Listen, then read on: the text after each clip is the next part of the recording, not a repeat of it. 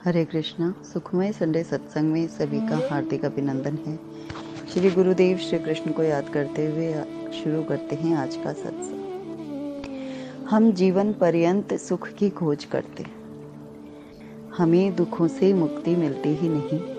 हम कितने उपाय करते हैं, कितना प्रयास करते हैं कि कैसे भी भाग दौड़ करके, कैसे भी छीन झपट के, लोभ लालच से हमें सुख की प्राप्ति हो जाए।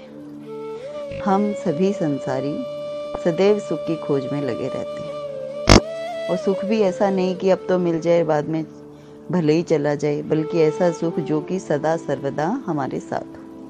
यानी कि थोड़े दिन रहे फिर चला जाए, ऐसा सुख भी हमें नहीं चाहिए। हमें तो ऐसा सुख चाहिए जो हमेशा हमारे साथ हो। तो प्रश्न ये उठता है कि ऐसे सुख की आवश्यकता हमें क्यों पड़ती है? क्योंकि सुख स्वरूप तो हम हैं ही, हमारी आत्मा सुख स्वरूप है। हम सुख स्वरूप यानी सच्चिदानंद सत्यचित आनंद के अंश हैं, जिसमें दुख है ही नहीं। और जो चीज़ जिसके पास है ही नहीं, वे किसी दूसरे को दे कैसे सकता है? लेकिन ये बात भी झूठी नहीं कि हम दुखी हैं। अगर दुखी नहीं होते तो सुख को खोजते ही क्यों? तो अगला प्रश्न ये पैदा होता है कि ये दुख हमारे पास आए कैसे? क्या किसी ने इनको जबरदस्ती हमारी जेब में डाल दिया? तो शायद अधिकतर लोगों का जवाब यही होगा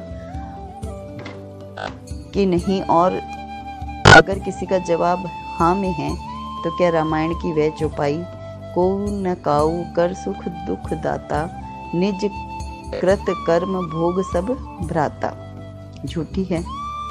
कर्म प्रधान विश्व कर राखा, जो जस करहि सो तस फल चाखा, ये भी झूठी है ना। अगर हम ये बोलें कि जबरदस्ती हमारे दुख को जेब में डाल दिया तो सब कहेंगे हाँ, कोई कहेगा ना। तो मतलब अगर रामायण में लिखा है कि कर्म प्रधान विश्व कर राखा, विश्व में कर्म प्रधान है, जो जैसा करता है वैसा ही फल पाता है। तो इट मीन्स कि जो हम कर रही हैं उसी का फल भोग रही हैं। राम झरूखे बैठ के सबका मुजरा लेत, जैसी जिसकी चाकरी वैसा उसको देत। तो भगवान तो ऐसा कुछ करते ही नहीं कि हमारी जेब में जबरदस्ती दुख डाल दिए। हमने जो करा हम उसका फल पाते। तो अगर ये चौपाई सत्य है कि कर्म प्रधान विश्व कर राखा, जो जस करई सो तस फल चाखा, राम झरूखे बैठ के सबका मुजरा लेत, जैसी जिसकी चाकरी वैसा उसको दे।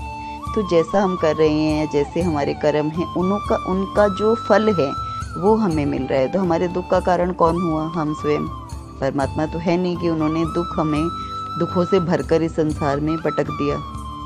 तो इसलिए समय आने पर अपने कर्म के कर्ता को ही इस कर्म का फल भोगना पड़ता है। कर्ता बच नहीं सकता, यानी कि हम कैसे भी हों, हम इस कर्म से बच नहीं सकते। दुख के लिए अगर हमने कर्म ऐसे करे हैं, बुरे कर्म करे हैं, किसी को भी हमने दुख पहुंचाते हैं या किसी के प्रति कोई पाप कुछ करते हैं, तो उनका जो कर्म है वो हमें भोगना पड़ता है। उससे कोई नहीं बच सकता। तो इसलिए उपरोक्त तथ्यों से ये बात निश्चित होती है कि हमारे जीवन में दुख आते हैं तो उनके जिम्मेदार हम स्वयं हैं। तो आगे भी अगर हमारे जीवन में दुख आते हैं तो भी उसके जिम्मेदार हम स्वयं हैं। पूर्व में हमने दुख भोगे, उसके जिम्मेदार भी हम स्वयं हैं। वर्तमान में जीवन दुखी है तो उसके भी जिम्मेदार हम ही हैं। अब अगला प्रश्न ये है कि दुखी होने पर हम भगवान से कृपा की गुहार क्यों लगाते हैं? क्योंकि हे प्रभु, हमें हमारी बेवकूफ़ियों से बचाने के लिए आप अपनी सृष्टि का नियम ही बदल डालो। आप ऐसा क्यों नहीं करते कि बिना सृष्टि का नियम बदले ही हमें भगवान मिल जाएं, भगवान की कृपा मिल जाए? तो रामायण जी में सूत्र दिया है कि मन क्रम वचन छोड़ चतुराई, भजत कृपा करहि रघुराई। भगवान को जो भजते हैं, उनका भजन लेते हैं, और जो चतुराई छोड़ते हैं वे भगवान की कृपा के पात्र बनते हैं। उनके जीवन में दुख आते हैं तो उनको दुख से नहीं लगते। भगवान के जो भक्त हैं, सत्संगी हैं, प्रेमी हैं, उन पर भगवान कृपा करके उनको जीवन में भजन सत्संग देते हैं। दुख तो वो उनके कर्मों के अनुसार या पूर्व कर्म के अनुसार या जन्मों जन्मों के कर्मों के अनुसार जैसे भी वो दुख पा रहे हैं। अब उस दुख से छूटने का तो कोई मार्ग है नहीं।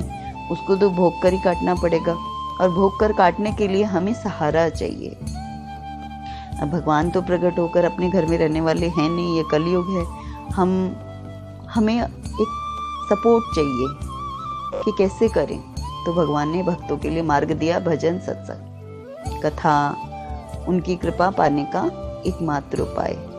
तो जब हम भजन से जुड़ें, सत्संग से जुड़ें, साधन से जुड़ें, नाम जप से जुड़ें, ध्यान, जो भी हमें अच्छा लगे, तीर्थों में जाना, उनके दर्शन करना, उनकी कथा सुनना, तो इन सब में अगर मन लगने लगता है तो हमें क्या होता है, ये सब हमें हेल्प करता है कि अपनी चीज़ों से हम ओवरकम हो पाते हैं, अपने दुखों से हम निकल पाते हैं। हमें अकेला अनुभव नहीं होता, क्योंकि प्रभु भजन जो करता है, सत्संग जो करता है, उसको अपने अनुभव देते हैं। अनुभव से उसको सपोर्ट मिलता है, साथ मिलता है, मनोबल बढ़ता है, आत्मबल बढ़ता है। नाम जप से भी आत्मबल बढ़ता है, आत्म विकास होता है, आत्मबोध होने लगता है।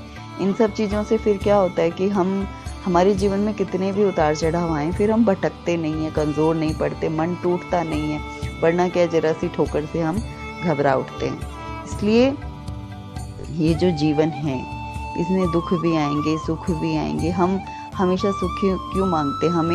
हमें सिर्फ मिठाई खाने को दी जाए तो हम कितना टाइम खा पाएंगे? अगर हम तीनों टाइम भोजन में मिठाई खाएं तो हम खा पाएंगे? नहीं खा पाएंगे। हमको नमकीन भी चाहिए। इसलिए सुख दुख तो जीवन चक्र के दो पहिए, दोनों बैलेंस में चलते हैं। सुख आता है, दुख आता है, आगे पीछे चलता रहता है। तो हमें दोनों ही परिस्थितियों के लिए खुद को परिपक्व बनाना है। संसारी व्यक्ति, संसारिक भोगों में डूबा हुआ व्यक्ति घबरा उठता है, जबकि भक्त शरीर से यदि कमज़ोर है, रुग्ण है, बीमार है, या कोई भी कैसी भी अवस्था में वो जी रहा है, लेकिन वो मन से कभी कमज़ोर नहीं होता। इसलिए प्रभु की शरण में रहने से ही दुखों से मुक्ति संभव है। तो हमें जो हमारा सत्संग है हमेशा यही सिखाता है कि पापों से बचो, अपने कर्तव्यों से विमुख ना हो, और सुख की खोज मत करो। तुम सुख स्वरूप हो। दुखों से छूटने का मार्ग भी मत ढूंढो। उन्हीं में रहकर जिस अवस्था में हो, जस के तस, जो के त्यों, जिस भी अवस्था में हो, उसी में प्रभु से प्रार्थना करो कि हे प्रभु, हे दीनानाथ, मैं आपको भूलूं नहीं, मैं आपका हूँ और मुझे आप अपनी शरण में रखिए। इसलिए जीवन में सुखों की खोज नहीं करनी चाहिए, बल्कि उस रास्ते की खोज करो जहाँ से दुख आ रहे हैं, जहाँ से इनका मतलब हम उनमें निष्कामता का ताला लगाते। निष्कामता यानी जब कामना नहीं रहेगी तो दुख नहीं होगा, उम्मीदें नहीं होंगी तो दुख नहीं होगा। उम्मीद, आशा तो सिर्फ एक प्रभु से होनी चाहिए, क्योंकि वो हमें कभी निराश नहीं करते। तो करम वचन मन छाड़ी छल, जब लगी जनुन तुम्हार, तब लगी सुख सपने नहीं किए कोटि उपचार। इसलिए दुख को मिटाने की चेष्टा नहीं करनी है, सुख को पाने की चेष्टा नहीं करनी। जो हम जैसे हैं उसमें हम प्रसन्न रहें, आनंद में रहें। और आनंद तो सिर्फ प्रभु के भक्त को मिलता है, क्योंकि वो सब तरह से भगवान पर डिपेंडेंट है। इसीलिए कहा जाता है, तुलसीदास जी कहते हैं कि कर्म वचन मन छाड़ी छल, कर्म से, वचन से, मन से छल को छोड़ो, तब तुम प्रभु के योग्य होते हो। और सुख तो सपने में भी नहीं है, चाहे कितने भी उपचार कर लो।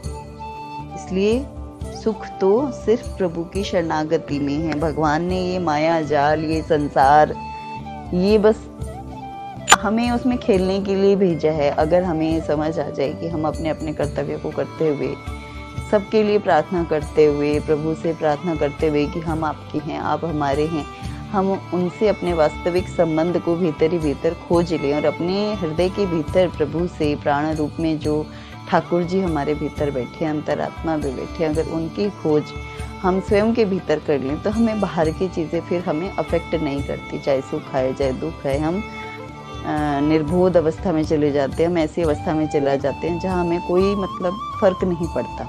एक आनंद की अवस्था हो जाती है कि प्रभु से हर वक्त हमारा मिलन हो रहा है, और उन्हीं से मिलने के उपरांत हमें संसारिक चीज़ें बहुत तुच्छ गौण प्रतीत होती हैं।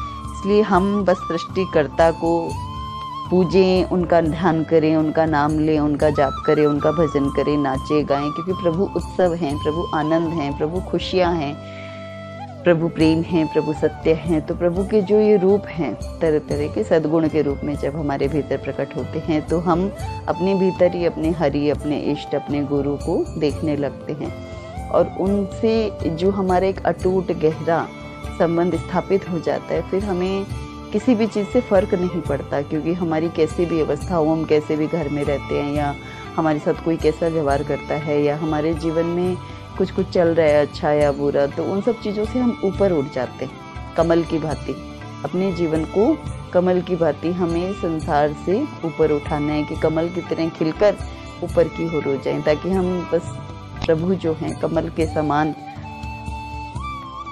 स्वयं हैं, हम उनके चरणों में चढ़ जाएं, ऐसा प्रयास होना चाहिए। क्योंकि मरकर तो हमें प्रभु मिलेंगे कि नहीं मिलेंगे, लेकिन जीते जी हमें प्रभु मिल सकते हैं, इसका हमें एक दृढ़ विश्वास होना चाहिए। जब हम भक्तों के चरित्र पढ़ते हैं, उनको सुनते हैं, तो हमें विश्वास होता है कि उनको मिले तो हमें भी मिल सकते हैं, हम एफर्ट तो कर ही सकते हैं।